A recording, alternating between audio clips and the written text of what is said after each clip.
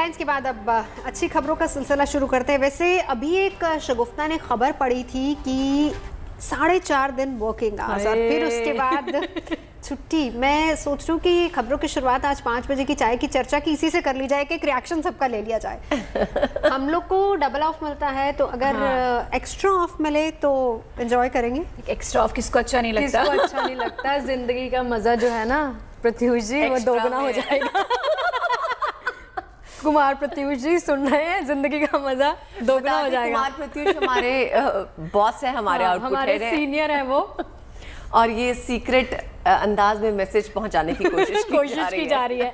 चलिए खबरों को के सिलसिले की शुरुआत करते हैं। आज विवाह पंचमी का शुभ दिन है और हिंदू धर्म में इस दिन का बहुत खास महत्व है। धर्म ग्रंथों के मुताबिक आज ही के दिन भगवान राम और माता सीता की शादी हुई थी। रामनगरी अयोध्या और नेपाल के जनकपुर धाम में तो आज उत्सव जैसा माहौल है, क्यों देती? जी हाँ, अयोध्या में राम जानकी विवाह का उत्सव धूमधाम से मनाया जा रहा है।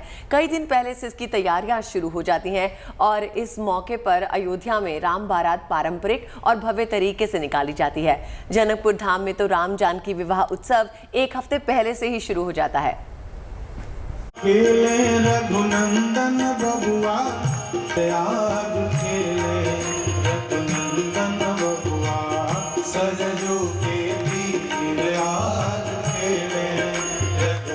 भगवान राम की धुन में अयोध्या मगन है, तो उधर जानकी के धाम में भी आस्था की धुन है। राम की धरती हो या माता सीता का धाम, उत्सव के रंग में कहीं कोई कमी नहीं है। राम विवाह के शुभ मुहूर्त पर अयोध्या कुछ इस अद्भुत रंग में नजर आई। शहर के 12 मंदिरों से राम की बारात जब गाजे बाजे के साथ निकली तो उत्सव का दृश्य कुछ इस तरह का नजर आया। भगवान राम की बारात में संत महंत समेत हजारों भक्त भी शामिल हुए। विवाह के लिए अयोध्या को दुल्हन की तरह सजाया गया है और इस बारात ने अयोध्या की रौनक में 4 चांद लगा दिए। देश के कोने कोने से श्रद्धालु अपने आराध्य प्रभु श्री राम और मां जानकी का विवाह देखने के लिए अयोध्या धाम पहुंचे हैं। इस बार राम बारात का आयोजन कई मायनों में अलग है। राम मंदिर के निर्माण के उल्लास ने इस बार अयोध्या के इस प्राचीन आयोजन की रौनक कई गुना बढ़ा दी है।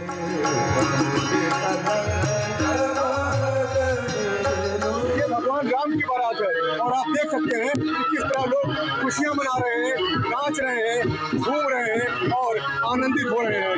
और वो भी क्यों ना, क्योंकि उनकी आराध की बारात है, भगवान श्री राम की बारात है। और ये सभी लोग जो हैं ये सीता पक्ष की तरफ जाएंगे। आपको ये बताना जरूरी है और ये जान भी लीजिए कि ये जो साधु होते हैं उसमें जो सीता को मानने वाले होते हैं वो अपने नाम के आगे शरण लगाते हैं, और जो भगवान राम को अपना सब कुछ मानते हैं वो अपने नाम के आगे दास लिखते हैं। तो ये बारात शरण साधु के मंदिर से उठकर दास जो मंदिर है उनके घर जा रही है। अयोध्या ने आज के शुभ दिन केवल राम की बारात का उत्सव नहीं मनाया, बल्कि राम के तीनों भाइयों की बारात भी धूमधाम से निकली। लक्ष्मण, भरत और शत्रुघ्न भी रथ पर सवार नजर आए और परम प्रतापी दशरथ के चारों पुत्र वर के रूप में जनकपुरी की ओर रवाना हुए। अयोध्या के मुख्य मार्गों से जैसे ही ये बारात गुजरती है, भगवान के स्वरूपों पर पुष्प की वर्षा होती है। देश के कोने कोने से आए बाराती झूमते गाते नजर आते हैं। यहाँ आए लोग अपने इष्ट के विवाह में शामिल होकर खुद को धन्य महसूस करते हैं। वैसे तो अयोध्या में साल भर उत्सव और उल्लास का ऐसा ही रंग नजर आता है, लेकिन कोरोना की रुकावटें कम होने के करीब 2 साल बाद अयोध्या ने राम बारात का ऐसा भव्य आयोजन देखा है। जनकपुर धाम से केशव के साथ Banvir Singh, Ayodhya, good news today. वैसे ज्योतिष और धर्म के नजरिए से आज के दिन का खास महत्व होता है। विवाह पंचमी को हिंदू धर्म में विशेष स्थान दिया जाता है और इस पवित्र दिन के महत्व के बारे में विस्तार से अगर आपको जानकारी चाहिए तो हमारे साथ हमारे गेस्ट पंडित शैलेंद्र पांडे जी हैं, वो आपको बताएंगे। देखिए, भगवान राम और माता सीता का जो विवाह हुआ था वो मार्गशीर्ष के महीने में हुआ था। मार्गशीर्ष शुक्ल पक्ष की पंचमी तिथि को, जिसको हम कहते हैं विवाह पंचमी। अब अगर इसको ज्योतिष के नज़रिए से समझें तो भगवान राम का जन्म हुआ था चैत्र के महीने में, ठीक है ना। यानी जब सूर्य जो होता है वो सर्वाधिक मजबूत होता है। और चैत्र के महीने में क्या होता है कि जो दिन होते हैं वो थोड़े लंबे होते हैं, रातें थोड़ी कम होती हैं। तो जिसका जन्म चैत्र के महीने में हुआ उसको बैलेंस करने के लिए शादी कब हुई? शादी हुई हेमंत ऋतु में। हेमंत में क्या होता है? दिन छोटे होते हैं, रातें लंबी होती हैं। और हेमंत ऋतु में जो ग्रह लीड करने लगता है उस ग्रह को कहते हैं बृहस्पति। तो बृहस्पति हेमंत ऋतु के स्वामी हैं और भगवान राम के जन्म कुंडली में सबसे अधिक मजबूत ग्रह कौन है? बृहस्पति है। इसलिए चूंकि जन्म चैत्र में हुआ तो विवाह जो हुआ, जन्म हुआ वसंत में और विवाह हुआ उनका हेमंत में। ये एक बहुत सटीक कॉम्बिनेशन है, बहुत बढ़िया स्थिति होती है कि आप जिस ऋतु में जन्म ले रहे हैं उस ऋतु से संबंधित ऋतु में अगर आप विवाह करते हैं तो विवाह की स्थितियां बहुत अच्छी होती हैं। एक तो ये ज्योतिष का एंगल है। धार्मिक एंगल से देखें तो रामो विग्रहवान धर्मः, राम स्वयं धर्म के प्रतीक हैं, राम जनमानस के प्रतीक हैं। भारतवर्ष में सनातन परंपरा में धर्म का मतलब ही राम है। तो लगभग भगवान राम के आगमन के बारे में अगर हम देखें तो कृष्ण के पहले का काल भगवान राम का रहा है, यानी लगभग 5-5.5 हजार से ज़्यादा पुरानी परंपरा है ये, जब भगवान राम का विवाह माता सीता के साथ हुआ था। और इसे हम धार्मिक इसलिए मानते हैं क्योंकि हम बिना राम के धर्म की कल्पना नहीं कर सकते। भारतीय परंपरा में जब धर्म की बात होती है तो 3 देवताओं के नाम सर्वाधिक आते हैं, भगवान राम, भगवान कृष्ण और देवाधिदेव महादेव भगवान शिव। तो चूंकि राम से जुड़ा हुआ मामला है तो स्वाभाविक बात है कि धर्म का मामला तो ये है ही। अब अगर इसे आध्यात्मिक दृष्टिकोण से समझें, राम का मतलब क्या होता है? राम का मतलब होता है रमन्ते योगिनः यस्मिन्, यानी योगी लोग जिसमें भ्रमण करते हैं वो राम हैं। ठीक है ना? यानी राम जो है वो परम पुरुष हैं, ईश्वर के, परम ब्रह्म के, चेतना के प्रतीक हैं।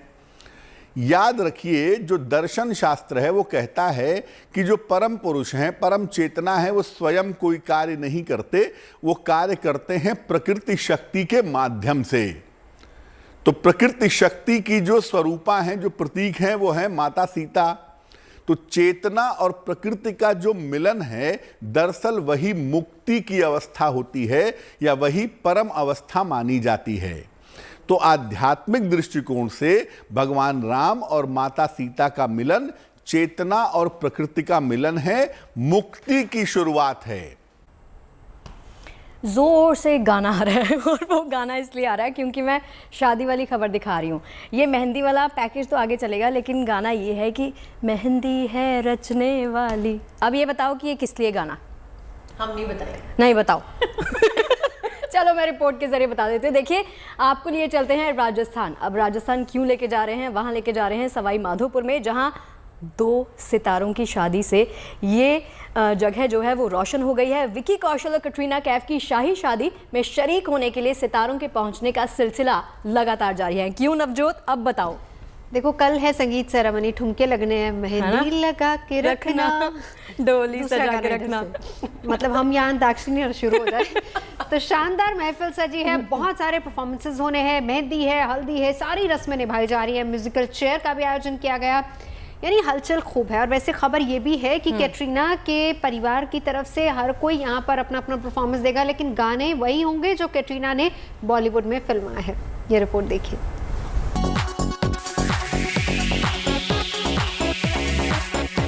कटरीना विकी कौशल के शुभ विवाह की घड़ी करीब आ गई है। शादी के मंगल गीत सवाई माधोपुर में गूंजने लगे हैं। सितारों की इस शादी से सवाई माधोपुर बरवाड़ा फोर्ट भी रोशन हो चुका है। इस शादी में मेहमानों के चेहरे दमक रहे हैं, सितारे चमक रहे हैं, जश्न पूरे शबाब पर है, गीत संगीत की महफिलें सजने लगी हैं। कटरीना और विकी कौशल की शादी की रस्मों में मेहंदी की रस्म पूरी हो चुकी है। कटरीना के लिए मेहंदी खासकर राजस्थान के सोजत से आई। आपको बता दें कि राजस्थान की सोजत की मेहंदी वर्ल्ड फेमस है और कटरीना की शादी में भी यहां से 20 किलो ऑर्गेनिक मेहंदी मंगाई गई। जानकारी तो ये भी है कि स्थानीय लोगों ने कटरीना से मेहंदी के लिए पैसे तक नहीं लिए और अपनी तरफ से ये उन्हें तोहफे के रूप में दिया है। ये मेहंदी पूर्णतः ऑर्गेनिक है। इसके क्या है, पत्ते, तना और बीज इनको अलग अलग किया जाता है और फिर पत्ते जो है उसको अलग पीस करके ग्राइंडर में और मेहंदी तैयार की जाती है। इसमें किसी प्रकार के कोई केमिकल नहीं होते और ये कुदरती मेहंदी है जो रचने के काम आती है। लोग यहाँ इसको बहुत ही पसंद करते हैं। तो यहाँ राजस्थान निवासी भी कैटरीना कैफ के फैन हैं, तो उन्होंने यहाँ मेहंदी भिजवाई है। मेहंदी की रस्म के साथ ही म्यूजिकल चेयर भी खेला गया, जिसमें दूल्हे मियां यानी अपने विकी कौशल हार गए। रस्मों के दौरान कटरीना को सब भाभी भाभी कहकर बुला रहे थे। आपको बता दें कि खबर तो ये भी है कि स्टार कपल को कई ब्रांड एंडोर्समेंट्स के लिए अभी से ऑफर्स आने लगे हैं। कटरीना और विकी की अपनी अलग ब्रांडिंग है। कटरीना कैफ की शादी राजस्थान के सवाई माधोपुर में हो रही है और आपको बता दें कि अब इस शादी की रस्में शुरू हो गई हैं। मेहंदी की जो रस्म है वो पूरी कर ली गई है। तस्वीरें सीधे आपको हम दिखाते हैं वेडिंग वेन्यू की, जहां पर ये शादी हो रही है। बहुत सारे जो ए लिस्टर्स हैं बॉलीवुड के, वो भी यहाँ पर इस शादी में पहुंचेंगे। तैयारियां पूरी हो गई हैं। खबर ये भी है कि जो ये स्टार कपल है इनको कई ब्रांड्स अब अप्रोच कर रहा है इंडोर्समेंट के लिए, क्योंकि अपने आप में विकी कौशल और कटरीना कैफ का एक ब्रांडिंग है, फेस वैल्यू है। लेकिन जब ये दोनों एज अ कपल एक साथ होंगे तब कई ब्रांड्स जो हैं वो चाहते हैं कि इन्हें अपने पास रखा जाए और यही कारण है कि कई ऑफर्स भी मिल रहे हैं। तो ऐसे में ये भी देखना होगा कि किसका ऑफर ये स्वीकारते हैं। ऐसी भी जानकारी है कि कटरीना के परिवार ने विकी कौशल के परिवार को लंदन भी बुलाया और अगले साल जनवरी महीने में कौशल परिवार लंदन रवाना हो सकता है। सवाई माधोपुर में सितारों का जुटना भी शुरू हो गया है। कटरीना विकी की शादी में रौनक बढ़ाने के लिए बॉलीवुड के ए लिस्टर्स भी शरीक हो रहे हैं।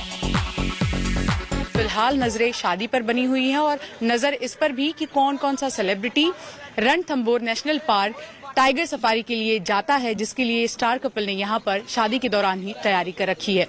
सवाई माधोपुर से कैमरा पर्सन प्रेम के साथ शिवांगी ठाकुर, GNT। सीधे चलते हैं, शिवांगी हमारे साथ इस वक्त जुड़ चुकी हैं सवाई माधोपुर से। शिवांगी, नजरें अब सबकी जो हैं वो आपकी तरफ हैं। जरा हमें बताइए वहां पर कौन कौन लोग जुट गए हैं, क्या तैयारियां चल रही, क्योंकि कल है शादी और आज है मेहंदी। जी देखिए नवजोत, आपको बता दें कि जो मेहंदी की रस्म थी वो पूरी हो गई है और मेहंदी में भी काफ़ी यहाँ पर हलचल देखने को मिली। जो अंदर खाने से खबर है वो ये है कि जब मेहंदी की रस्में चल रही थी तब कटरीना को बाकायदा टीस किया जा रहा था और जो आसपास के लोग हैं वो उन्हें बाकायदा भाभी भाभी कहकर बुला रहे थे। और सबसे बड़ी बात, जो सनी कौशल है, विकी कौशल के भाई, उनकी गर्लफ्रेंड भी यहाँ पर पहुँची हैं। तो ऐसे में जो रिश्तेदार हैं वो भी ये कह रहे थे कि अब अगला नंबर तुम्हारा है। बात रही शादी की रस्मों की, तो मेहंदी की रस्म हो गई है। आज दोपहर में हल्दी की रस्म जो है वो पूरी की गई है। लड़के वालों की तरफ से अलग हल्दी की रस्में हुई, लड़की वालों की तरफ से अलग हल्दी की रस्में हुई और कटरीना का परिवार बेहद एक्साइटेड है क्योंकि उनके लिए जो ये भारतीय परंपरा है, ये रस्में, ये रिवाज उनके लिए नया है। तो ऐसे में उनके लिए अलग से तैयारी की गई है और अब शादी के बंधन में ये दोनों कल बंधेंगे। आज भी कई गेस्ट के आने की उम्मीद जताई जा रही है कि लेट नाइट बहुत सारे ए लिस्टर्स जो हैं वो जयपुर पहुंचेंगे और वहां से सीधे सवाई माधोपुर आएंगे। कई जो इनके गेस्ट थे वो आज रणथंभौर नेशनल पार्क भी पहुंचे हैं, जो टाइगर सफारी की तैयारी इन्होंने की थी और अपने सारे गेस्ट के लिए यहाँ पर जो प्रिपरेशन किया था उस के लिए। तो देखिए कुल मिलाकर अब इंतज़ार इस बात का है कि क्या जो ए लिस्टर्स है, जो बेहद करीबी रहे हैं कटरीना के इंडस्ट्री में, चाहे वो अनुष्का शर्मा हो, शाहरुख खान हो, ऋतिक रोशन हो, वो लोग यहाँ पर आते हैं या नहीं, या फिर वो इंतज़ार करेंगे कि मुंबई में जब ये स्टार कपल रिसेप्शन रखेगा तब वहाँ पर जाएंगे। साथ ही ये खबर भी मिल रही है कि जितनी भी बड़ी बड़ी कंपनीज़ है, खासकर जो एडवर्टीजमेंट कंपनीज़ है, वो इन्हें अप्रोच कर रही है कि एज अ स्टार कपल ये उनके लिए ऐड करे। लेकिन अभी तक फाइनलाइज किसी को किया नहीं गया है। लेकिन खबर ये है कि साल 2022 के अंत तक एक या दो ऐसे प्रोजेक्ट जो हैं कटरीना और विकी कौशल एक साथ करने वाले हैं। फिल्मों को अभी उन्होंने हाँ नहीं कहा है, जब तक कोई अच्छा प्रोजेक्ट इनको नहीं मिलता तब तक। लेकिन अभी भी एंडोर्समेंट की अगर हम बात करें तो इंतज़ार है। देखिए फेस वैल्यू है कटरीना का अलग, विकी का अलग, लेकिन जब ये एक साथ आएंगे तो ऐसे में ब्रांड वैल्यू इनकी बढ़ेगी और जो ब्रांड, जो भी कंपनी शादी के जो रस्में होंगी उसके राइट्स को लेकर किसी OTT प्लेटफॉर्म से भी यहाँ पर बात की जा रही है। इस तरीके की खबरें आ रही है कि वहाँ पर टेलीकास्ट की जाएगी यहाँ पर विकी कौशल और कटरीना कैफ की शादी। तो इसको लेकर कोई जानकारी है आपके पास? देखिए रेखा, हमारे सोर्सेज हमें ये बता रहे हैं कि इस तरह की बात है, हालांकि इसकी पुष्टि हम नहीं करते हैं। और आपको याद होगा प्रियंका निक जोनस की जब शादी हुई थी तब ऐसे ही उन्होंने एक मैगजीन को सारे राइट्स दे रखे थे और कयास ये लगाए जा रहे हैं कि कहीं ना कहीं विकी और कटरीना ने भी राइट्स दे दिए हैं। यही कारण है कि जितने भी मेहमान आ रहे हैं उनके फ़ोन के कैमरे बंद होंगे क्योंकि राइट्स कहीं और दिए गए हैं। साथ ही एक लेटर भी सामने आया है जिसमें साफ तौर पर जो मेहमान यहाँ पर आ रहा है उनको वेलकम करने के लिए ये लेटर लिखा गया है और लिखा गया है कि आप आइए, यहाँ पर एंजॉय कीजिए, लेकिन अपना फ़ोन अपने कमरे में ही छोड़कर आइए। तो देखिए पाबंदियां हैं, लेकिन जश्न भी अब यहाँ पर शुरू है और बस कुछ समय का इंतजार। पिछले काफी समय से दोनों ही परिवार, चाहे वो बहुत बहुत शुक्रिया आपका इस जानकारी के लिए। पर आपसे फिर भी ये रिक्वेस्ट है कि आप वहाँ पर अपनी पैरी नजर बना के रखिए और जितने विजुअल्स हमारे लिए ला सकती हैं, जितनी खबरें ला सकती हैं वो लेकर आइए। चलिए अब आगे बढ़ते हैं, अब रुक करते हैं अहमदाबाद का। यहाँ भी एक शादी पूरे शहर में चर्चा का विषय बनी हुई है। इस शादी में दूल्हा मंडप में खास अंदाज में पहुंचा और खास तरीके से ही अपनी दुल्हन को ब्याह कर ले गया। शव गुप्ता बताएंगी कि वो अंदाज क्या था। चलिए आप बोलती हैं तो मैं बता देती हूँ। दरअसल देखिए, दूल्हे की बारात बुलेट बाइक पर निकली। बाइक पर बारात लेकर पहुंचे इस दूल्हे ने सबका ध्यान अपनी तरफ खींच लिया। दूल्हे का ये कहना है कि वो अपनी शादी को यादगार बनाना चाहता था, इसीलिए बुलेट पर बारात निकली है।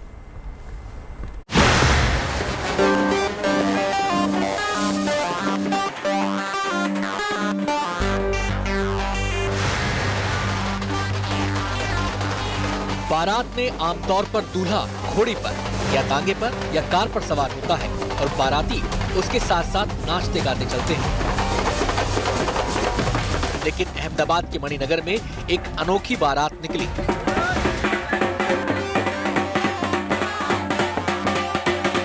बारात बुलेट बाइक पर निकली और बाइक चला रही थी दूल्हे की बहन।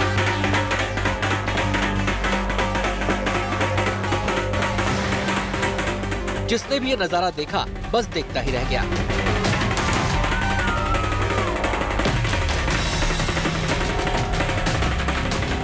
दूल्हे ने बुलेट की सवारी अपनी बड़ी बहन के कहने पर की ताकि शादी को खास बनाया जा सके।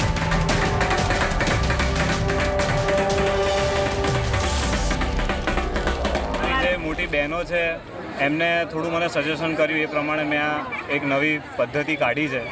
હવે જોઈએ આગળ કેમનું નીકળે છે બધું। बात यही नहीं रुकी। शादी के बाद जब दुल्हन की विदाई हुई और बाइक पर ही दूल्हा दुल्हन को घर तक ले गया।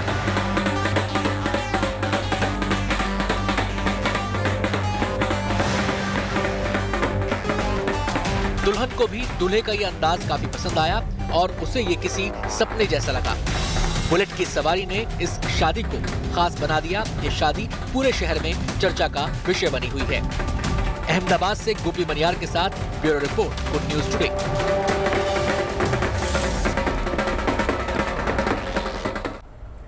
अच्छा, ये वाला अंदाज देख के मुझे एक बात याद आई। क्या आप गेस कर सकते हैं कि एक बॉलीवुड सेलिब्रिटी फीमेल ने भी इसी तरीके से अपनी शादी की थी, बुलेट पे वो गई थी। गुलपनाग। यस यस, सही जवाब। अच्छा मिलेगा क्या? मिलेगा कुछ नहीं, आज ब्राउन डे पे ब्राउन रसगुल्ला मिलेगा। मैंने ब्राउनी बोला था लेकिन ब्राउनी आई नहीं। आज ब्राउन डे है तो हम रसगुल्ला खा रहे हैं। चलिए अब आपको शौर्य की एक तस्वीर दिखाते हैं। देश के वीर जवानों का ये अदम्य साहस देखने को मिला कश्मीर की वादियों में। जांबाजी की तस्वीरें आपको विश्वास दिलाएंगी देश की सीमाएं महफूज हैं। रेखा बिल्कुल ठीक कहा आदिति। दरअसल गुलमर्ग की वादियों में जमी बर्फ पर सेना के तीनों अंगों ने जोरदार अभ्यास किया है और इसका मकसद मुश्किल हालात में फौजी कार्रवाई की सेना की क्षमता को धार देना था। आप भी देखिए।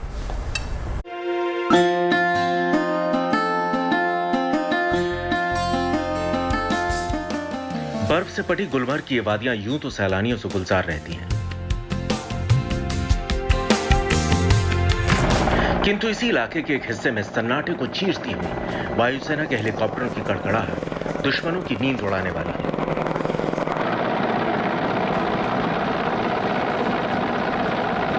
बर्फीली सतह पर हेलीकॉप्टर उतरता है और सेना के जवान अपने ऑपरेशन को अंजाम देने में जुट जाते हैं।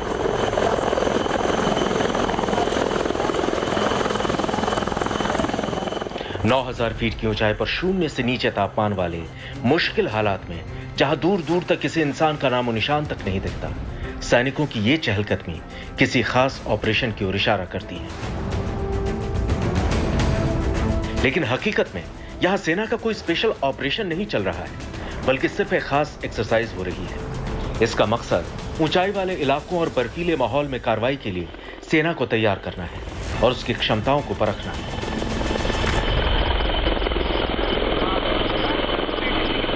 The only thing I want to just say is that is for a long time that my birds were not in the air.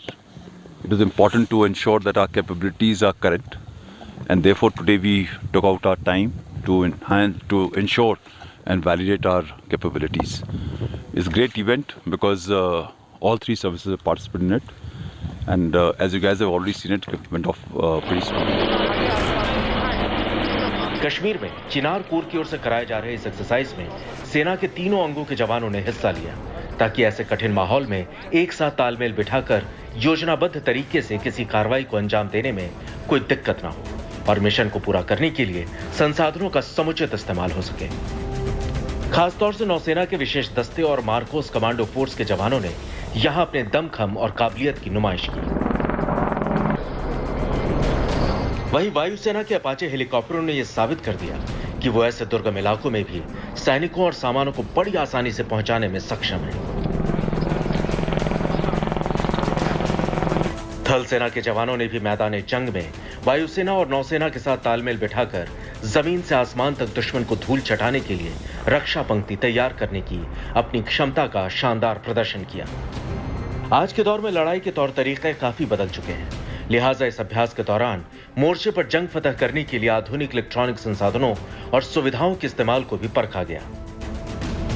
वैसे तो सियाचिन में दुनिया के सबसे ऊंचे और जोखिम भरे बर्फीले मोर्चे पर भारतीय सेना के जवान साल भर तैनात रहते हैं, लेकिन गुलमर्ग का यह अभ्यास ऐसे किसी भी मोर्चे पर मुश्किल हालात से निपटने की सेना की तैयारी को और पुख्ता करता है। अशरफ वाणी, गुलमर्ग, गुड न्यूज टुडे। चलिए रुक करते हैं एक ऐसे क्लासरूम का जहां बच्चों के हाथों में कॉपी और किताब नहीं दिखेगी, आंखों में जिज्ञासा भरी चमक दिखेगी और मन में ढेरों सारे सवाल। नवजोत, ऐसा क्या है? और इन सवालों का जवाब दे रही हैं कामयाब हस्तियां। सुपौल के बसहा के छात्रों ने इस मौके का भरपूर फायदा उठाया और इलाके के एसपी डीएम से सफलता का मंत्र जाना। पाठशाला, जिंदगी को दशा दिशा देने वाला वो मंदिर जहां देश के भविष्य का सृजन होता है। ये बसहा का जवाहर प्रेमलाल हाई स्कूल है, जहां बच्चों के मार्गदर्शन के लिए केवल स्कूल के टीचर ही नहीं, कई कामयाब हस्तियां भी मौजूद हैं।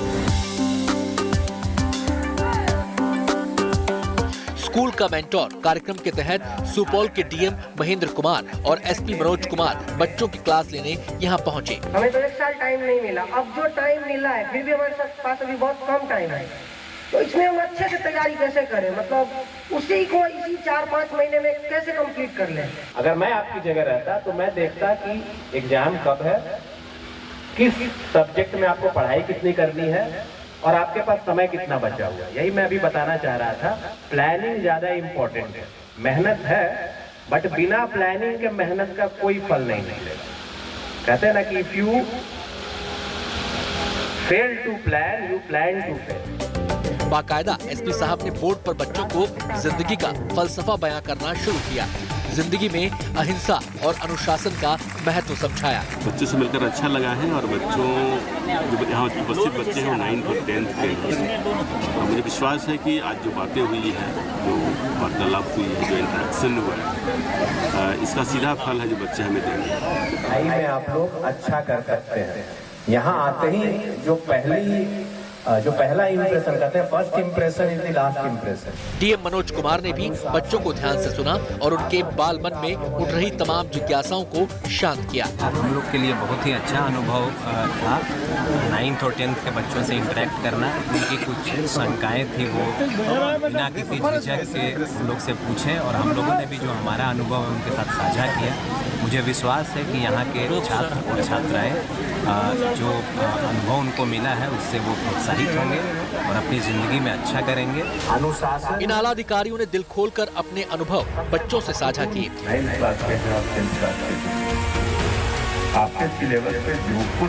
इस दौरान बच्चे भी गणमान्य अतिथियों से रूबरू होकर बेहद उत्साहित दिखे। बहुत अच्छा लगा। सर अच्छा बात बताए, सर अपने बारे में बताए, सर कैसे पढ़ाई किए, बहुत अच्छा लगा। और पढ़ाई से रिलेटेड सारी बात बताए और सर बताए मेहनत करके पढ़ने के लिए, बहुत सारी अच्छी बात। 9, 10, 11, 12 ये 4 साल ठीक से पढ़ रहे। इस स्कूल से पढ़ाई कर चुके छात्रों ने स्कूल का नाम देश दुनिया में रोशन किया है।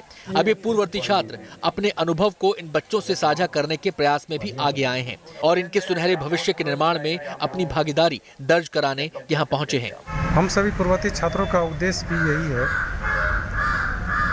कि अगर बच्चे को सही समय पर प्रेरणा मिलती रहे तो वो कुछ भी कर सकते हैं। इसके लिए हम लोग का प्रयास है कि भविष्य में भी इस तरह के कार्यक्रम आयोजित होते रहें। ये प्रश्न पूछने की भी इनके अंदर एक जिज्ञासा उत्पन्न होगी। ऐसा कार्यक्रम ग्रामीण परिवेश के छात्र छात्राओं में एक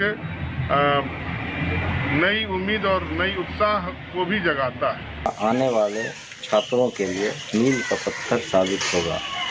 इस कार्यक्रम का उद्देश्य अधिक से अधिक बच्चों को शिक्षा के प्रति प्रेरित करना है ताकि वो अपना भविष्य खुद चुन सके। जो है वो भारत देश को आजाद कराने में सहयोग देते, यह इसका बहुत बड़ा। जिंदगी में कामयाबी के लिए सिर्फ किताबी ज्ञान काफी नहीं।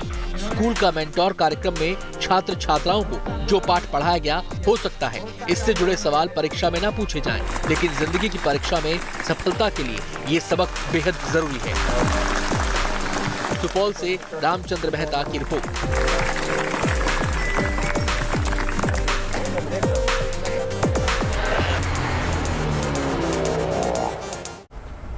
और अब हम रुक करेंगे ओडिशा का, जहां तिलीगुड़ा गांव में एक भालू जंगल छोड़ इंसानी बस्ती में घुस आया। लेकिन कसूर इस भालू का नहीं था। ये नौबत इसलिए आई क्योंकि इंसान ने इसकी रिहाइश में घुसपैठ की थी, दखल दी थी। रेखा बताएगी पूरी खबर। बिल्कुल, खबर भी बताऊंगी और तस्वीरें भी दिखाऊंगी भालू के रेस्क्यू की। घंटों की मशक्कत के बाद वन विभाग की टीम यहां पर सही सलामत इस भालू को जंगल में शिफ्ट कर चुकी है। देखिए।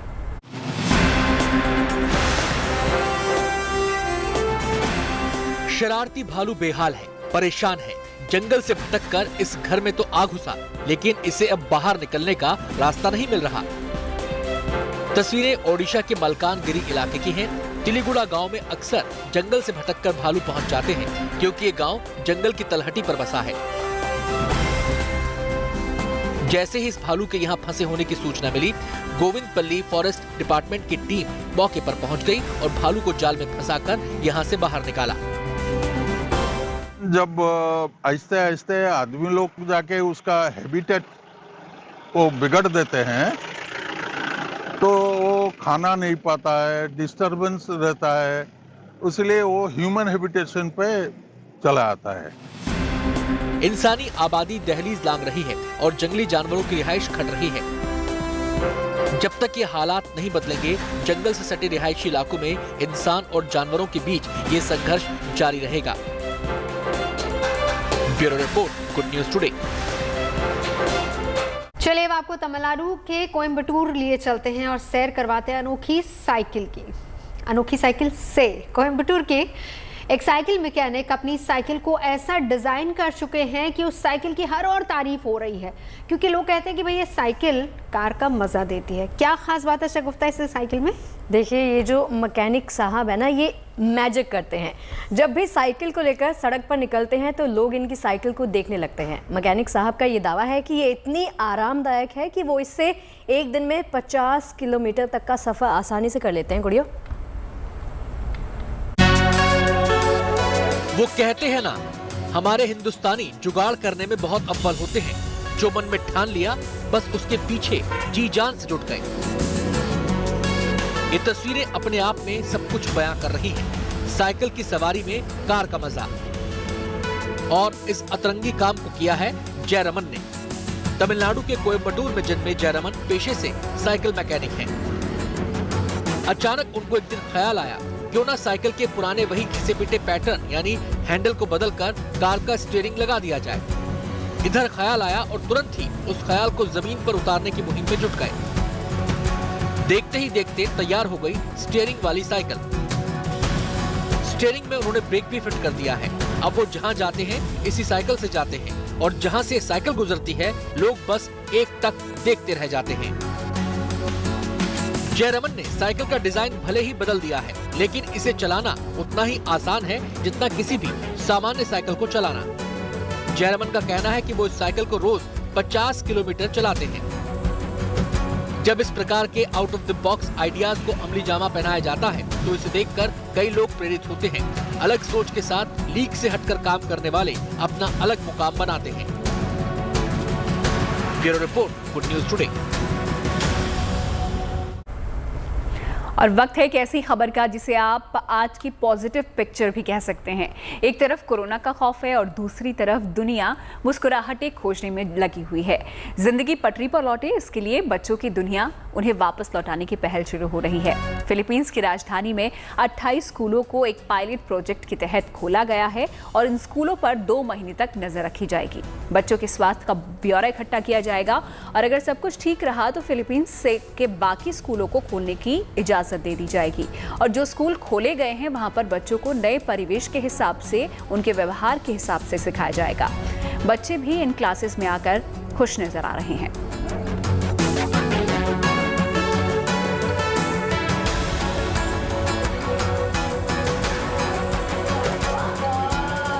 और रुक करते हैं हैदराबाद का, जहां एक खास घर है और जब आप इस घर में दाखिल होंगे तो आपको लगेगा कि आप किसी म्यूजियम में आ गए हैं। घर के अंदर म्यूजियम जैसी फील है, ये खासियत है इस घर की। नवजोत बताइए। जी अदिति, और इस घर में आपको बरसों पुरानी दुर्लभ चीजें मिल जाएंगी और ये दुर्लभ चीजें केवल देश ही नहीं बल्कि विदेशों से यहाँ लाकर रखी गई हैं। 900 से ज्यादा एंटीक पीस इस घर में मौजूद हैं। देखिए जरा म्यूजियम नुमा घर को।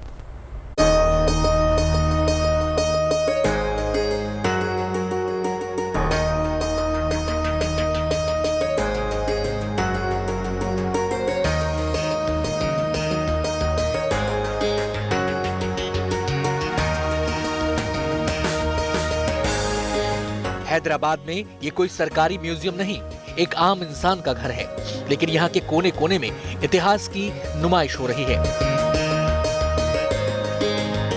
दीवारों से छत तक, सीढ़ियों पर, यहाँ हर तरफ आपको कुछ न कुछ ऐसा दिखाई दे जाएगा जिसका वास्ता मानव सभ्यता के इतिहास से है। चाहे अलग अलग तरह के बर्तन हो, हथियार या सजावट के सामान, ये सब कई पीढ़ियों की कहानियां बयां करते हैं। इस शानदार कलेक्शन के मालिक हैं 81 साल के वाई कृष्णमूर्ति। कृष्णमूर्ति लंबे अरसे से इन तमाम चीजों को जमा करते आ रहे हैं और इसमें बड़ा हिस्सा तरह तरह के बर्तनों का है। Want to preserve, the culture behind all these vessels, and all these not only vessels. The vessels have so many, like cooking vessels, serving vessels, storage vessels. Something like that. They're all part of life. Sometime back, decades back. So I want to preserve them. That's the inspiration. घर के बाहर से अंदर तक कृष्णमूर्ति के collection में एक से बढ़कर एक नायाब चीजें शामिल हैं, जो अब शायद ही कहीं देखने को मिले।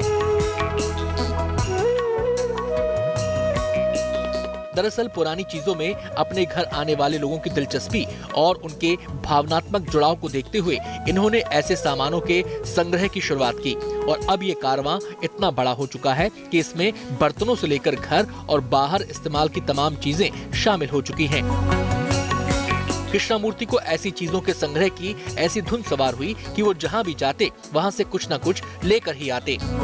Middle East. I was in Baghdad for 3 years, Iraq. Then there I have collected some items in the Middle East. That you've collected? So Baghdad I have collected samovar. Samovar is they make tea with that samovar, They think this. And I collected some of the plates there, brass plates. Then Egypt, then we have one hookah, that is there. That is there here with me. So like that, wherever I went there, I collected some items.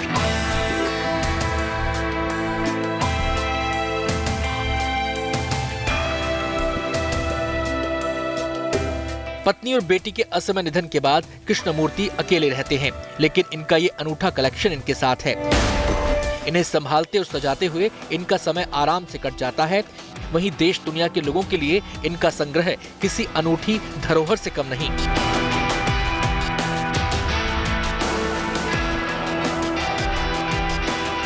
Bureau report, Hyderabad, good news today.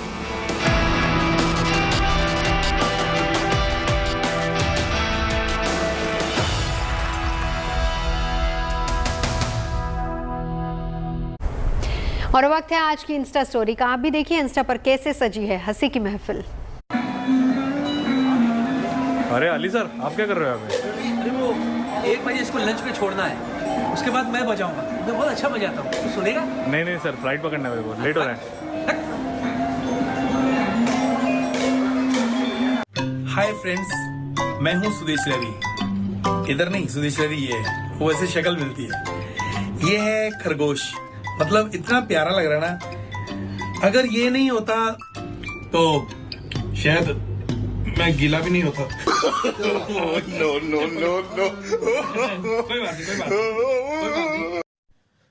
कब से phone लगा रहा हूँ, राज phone ही नहीं उठा रहा है। अरे तुझे नहीं पता, हॉस्पिटल में है वो। Not possible. कल रात को तो मैंने देखा मस्त में डांस कर रहा था। हाँ, तो उसकी बीवी ने भी देखा ना उसे डांस करते हुए।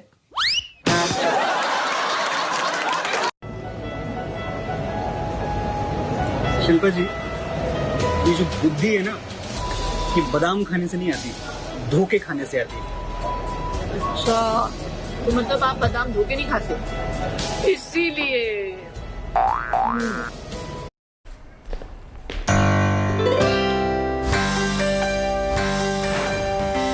शानदार खबर आपको बता देते हैं कि किसानों ने सरकार की तरफ से भेजे गए प्रस्ताव को मान लिया है और अब बहुत उम्मीद है कि आंदोलन वापसी का रास्ता साफ हो गया है। लेकिन किसान कब अपने घरों की तरफ जाएंगे, इसको लेकर अभी तय वक्त डिसाइड नहीं। कल दोपहर 12 बजे किसानों की बैठक होनी है। सरकार ने जो प्रस्ताव भेजा था उसके मुताबिक जो बातें थी उसको किसानों ने मान लिया, यानी गतिरोध खत्म होने की पूरी उम्मीद की जा रही है। कल भी बैठक हुई थी किसानों की, आज फिर से बैठक हुई है। किसान संगठनों की तरफ से जो खबर आई है, गुड न्यूज इसको कहा जा सकता है। किसानों ने सरकार के प्रस्ताव को पहली बात मान लिया और किसान आंदोलन खत्म करने को लेकर हालांकि अभी भी सस्पेंस बना हुआ है, लेकिन 5 मांगे और 5 पर सरकार की तरफ से जो प्रस्ताव भेजा गया था उसको मान लिया गया है। सरकार के प्रस्ताव के मुताबिक एमएसपी पर प्रधानमंत्री और कृषि मंत्री दोनों फिलहाल ऐलान कर चुके हैं कि कमेटी बनाई जाएगी। इसमें राज्य और केंद्र सरकार के अधिकारी होंगे, साथ ही किसान नेताओं को भी शामिल किया जाएगा, कृषि वैज्ञानिक भी इसमें शामिल होंगे। इतना ही नहीं, कमेटी में किसान संयुक्त मोर्चा के प्रतिनिधि भी शामिल होंगे, इसको किसानों ने मान लिया है। एक और प्रस्ताव था कि जहां तक आंदोलन की बात है तो हरियाणा और उत्तर प्रदेश सरकार आंदोलन को खत्म होते केस भी, जो जितने केस थे उनको वापस लेगी, इसको भी मान लिया गया है। सरकार ने यह भी कहा था कि जैसे आंदोलन वापस होंगे और जिस विभाग ने केस दर्ज किया था वो अपने अपने विभाग से केस वापस ले लेगी, इसी आधार पर केस वापस लिए जाएंगे। और जहां तक मुआवजे की बात है, हरियाणा और उत्तर प्रदेश सरकार ने भी अपनी सहमति इसको लेकर जता दी थी कि पंजाब की तर्ज पर ही मुआवजे को लेकर ऐलान किया जाएगा। और बिजली बिल की बात है, ये 5वां प्रस्ताव था। इसमें सभी पक्षों का विचार सुना जाएगा और इसके बाद संसद में बिल पेश किया जाएगा। पराली जलाने को लेकर भी आपत्तियां थी और इसको भी सरकार ने मान लिया। भारत सरकार द्वारा पारित अधिनियम में किसानों को आपराधिक केस से छूट दी जाएगी। ये सारी बातें थी जो सरकार के प्रस्ताव में थी, तो गतिरोध खत्म होने की पूरी उम्मीद है। गुड न्यूज कि किसान आंदोलन जल्द खत्म हो सकता है। किसानों ने मान लिया है सरकार के प्रस्ताव को। हालांकि पहले खबर आई थी कि प्रस्ताव को टुकराया गया। कल भी लंबी बैठक चली थी, बातचीत हुई थी, लेकिन आज की बातचीत में संकेत अच्छे हैं, शानदार खबर वाले संकेत। मेहंदी रच चुकी है और अब कल बैंड बाजा बारात है। हमारी चाय में तो बस इतना ही, लेकिन सवाई माधोपुर में तो खाने और खबरों का दस्तरखान सजा हुआ है। बिल्कुल सही कहा रेखा तुमने, और हमारी खबरें भी देखिए वही है। शिवांगी कल हमें देगी वहां से ढेर सारी पॉजिटिव न्यूज। तो कल शाम की चाय होगी ढेर सारी खबरें और चखल्लस के साथ। ठीक 5 बजे मिलेंगे आपसे। बिल्कुल, और शादी भी है, देश में बहुत सारी हलचल भी हो रही है और बहुत सारी पॉजिटिव खबरें भी हैं जो हम लेकर आएंगे शाम 5 बजे चाय पर चर्चा में। तब तक के लिए रखिए अपना ख्याल और देखते रहिए गुड न्यूज टुडे।